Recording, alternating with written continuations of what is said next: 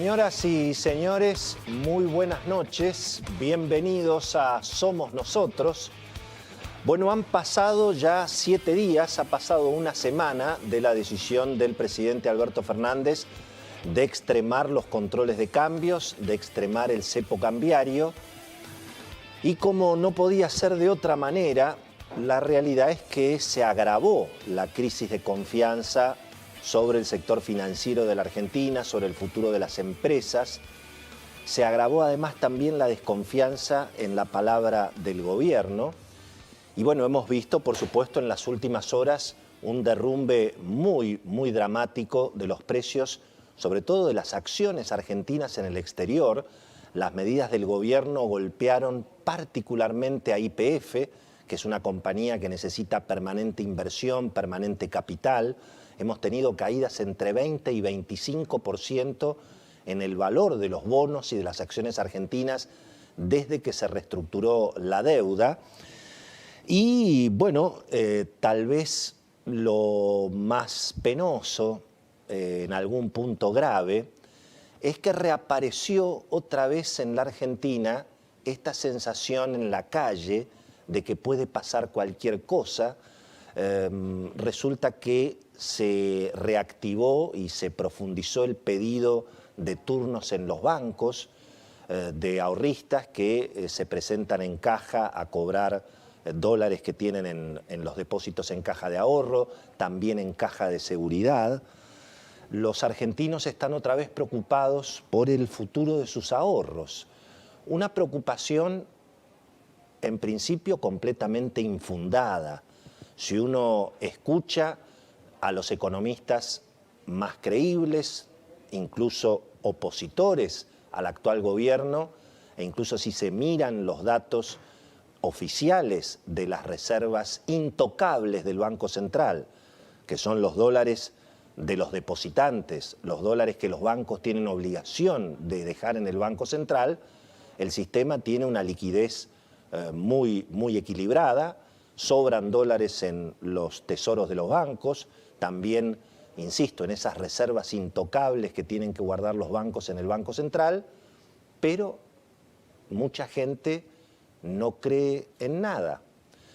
Si usted me pregunta a mí, la verdad que a mí me parece una locura total, absolutamente.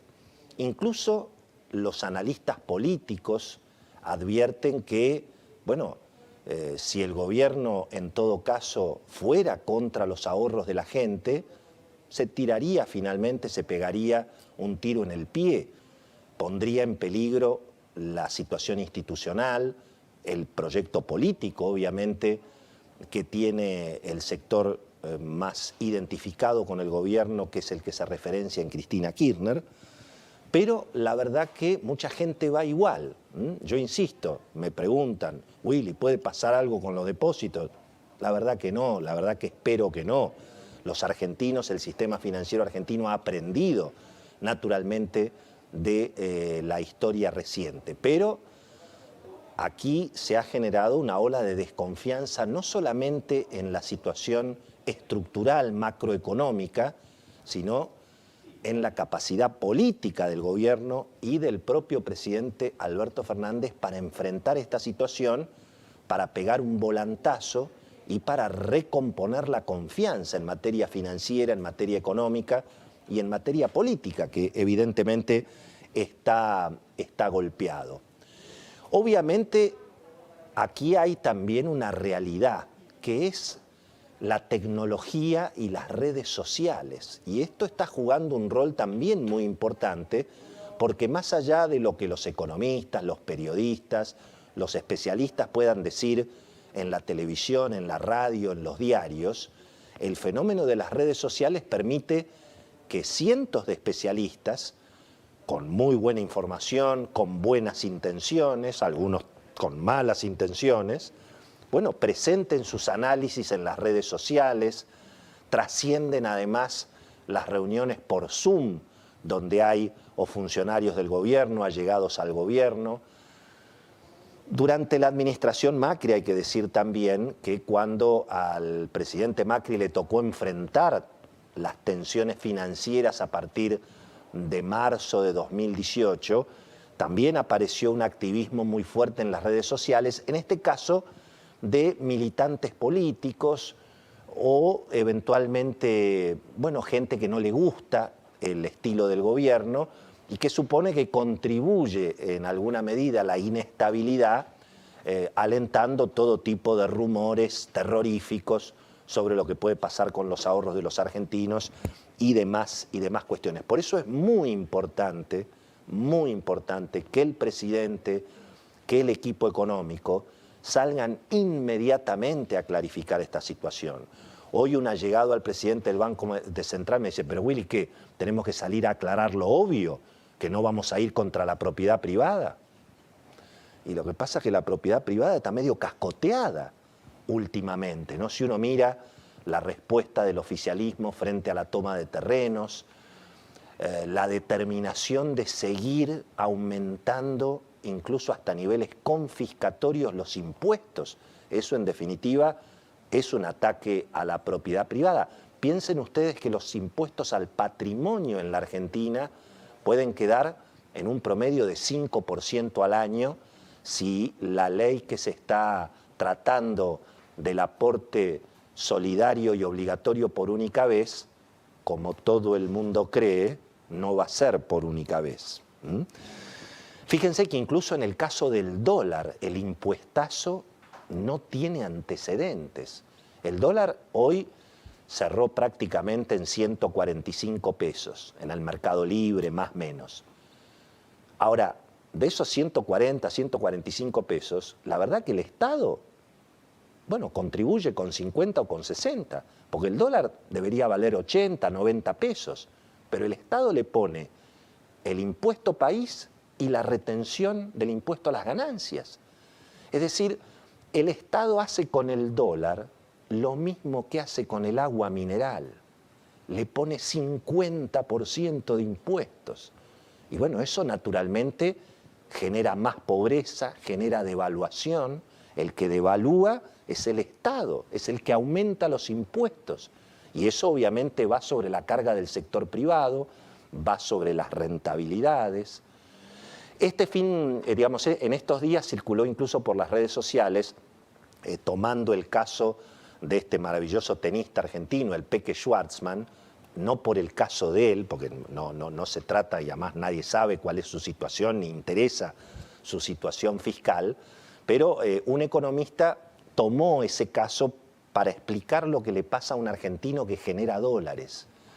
Por cada 100 dólares que el tenista cobró como premio en el exterior, si lo tuviera que traer a la Argentina, lo especifican a 80 pesos, le cobran el impuesto a las ganancias, después para recomprar los dólares tendría que ir a 135. Bueno, para que quede claro, de 100 dólares que alguien genera en el exterior, cobra en la Argentina, en el mejor de los casos, 50, entre 45 y 50. Es decir, el Estado se queda con 50, 55 dólares de cada 100 que alguien genera. ¿Eso qué significa? Y que nadie va a generar dólares, que no hay incentivo. La gente del campo se reía, por supuesto, se reía por no llorar de esto que ha circulado, porque los productores agropecuarios es lo que les pasa todos los días. Les hacen vender la cosecha a 50, 60 dólares. Ahí está claramente afectado el derecho de propiedad. Y resulta que la justicia está en cuarentena. Entonces allí también hay una situación donde mucha gente se pregunta, en definitiva, hasta dónde puede llegar esta radicalización del gobierno contra el sector privado, contra el ahorro, contra la iniciativa justamente privada. Y ese tal vez es otro de los elementos que aparecen como un interrogante que hoy vamos a tratar de analizar con Cecilia Bufflé, con Beto Valdés. No se pierdan el programa porque tenemos toda la información de lo que está pasando, los rumores, quién está contra quién, cómo sigue la película del cepo. Y no nos vamos a olvidar en el programa de hoy, a pesar de que está todo el mundo hablando del dólar y los depósitos, no nos vamos a olvidar de lo más importante, un tema que hemos hablado permanentemente en este programa y lo vamos a seguir, que es el drama de las escuelas y las universidades cerradas, mucho más dramático que lo que está pasando con el dólar. Va a estar con nosotros Soledad Acuña, ministra de Educación del Gobierno de la Ciudad, a quien le vamos a preguntar lo mismo que le preguntamos a Gustavo Yáñez hace 2 semanas. Los argentinos, además del dólar, el año que viene, mira, ni siquiera este año, el año que viene, ¿vamos a poder educar a nuestros hijos en la Argentina o van a seguir las escuelas y las universidades cerradas? Vamos a hablar con una de las personas que tiene responsabilidad en el tema, que por supuesto está proponiendo una salida y que se encuentra con el cepo a la educación, mucho más grave que el cepo al dólar. Y la pregunta, por supuesto, que hoy tampoco tiene una respuesta fácil, que es cómo sigue esta película en la medida en que la crisis se sigue agravando. Hoy el Banco Central se calcula que perdió otra vez otros 50 millones de dólares de reservas. Es decir, este mecanismo del cepo y el control de cambios, donde el Banco Central regala dólares a 78 pesos, y bueno, todo el mundo trata de sacárselo y nadie le vende. Hemos hablado durante años de esta cuestión que por supuesto se va agravando. Y entonces, ¿qué es lo que puede hacer finalmente el gobierno para dar vuelta a la situación o para enfrentar lo que le viene? El gobierno tiene que llegar a fin de año, obviamente hay que esperar los dólares de la cosecha que recién llegarían en abril del año que viene, y por supuesto son las elecciones también el año que viene. Entonces, ¿qué puede hacer Alberto Fernández? Los economistas en general dicen, bueno, por supuesto, tiene que dar un volantazo, tiene que ajustar las cuentas, tiene que cambiar el equipo económico, tiene que traer un equipo económico, digamos, más pro mercado. Ahora, ¿eso qué es cambiar el gobierno? ¿Y qué hacemos con Cristina, Axel Kicillof, Máximo Kirchner, la señora de Bonafini, los movimientos sociales? O sea, parecería que no está disponible hoy en la Argentina un volantazo pro mercado. Había una especie de operativo clamor en el mundo económico, en sectores del peronismo, en sectores sindicales, es decir, todo el peronismo no kirchnerista está pidiéndole a Alberto Fernández que lo llame a Redrado, que lo llame a Miguel Peirano, que lo llame a Carlitos Melconian. Ahora, ¿eso está disponible políticamente? Parecería muy, muy difícil. Y entonces, ¿cuál es la solución? Bueno, profundizar el cepo, si es necesario prohibir el dólar, si es necesario prohibir las importaciones, aguantar todo lo que se pueda para no devaluar, para no sincerar la devaluación en ese dólar oficial, que según dijo Martín Guzmán va a estar en 101 el año que viene, es el que hoy está en 80, de ese dólar está hablando Martín Guzmán. Muchos economistas creen que finalmente el gobierno no va a aguantar la situación y va a tener que devaluar. Yo quiero recordar que en el año 2011, cuando Cristina ganó las elecciones, se rifaban las reservas a 4 pesos por dólar. Entre otras cosas, por eso Cristina ganó con el 54% de los votos. Y todo el mundo sabía que el Banco Central se estaba quedando sin reservas.